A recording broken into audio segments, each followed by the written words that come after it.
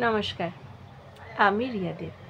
আমার শব্দধারা নামক কবিতা ও গল্প পাঠের পেজে সবাইকে স্বাগত। আশা করছি সকলেই খুব ভালো আছো।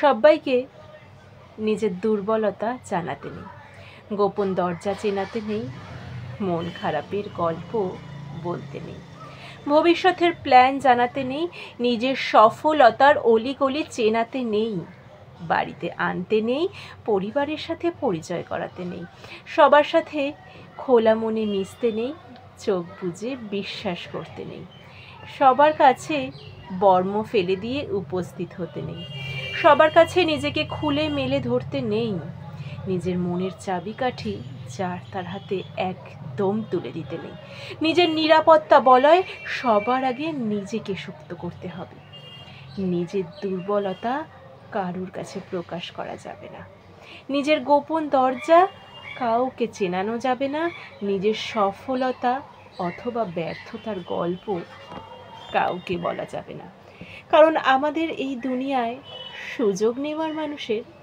অভাব নেই।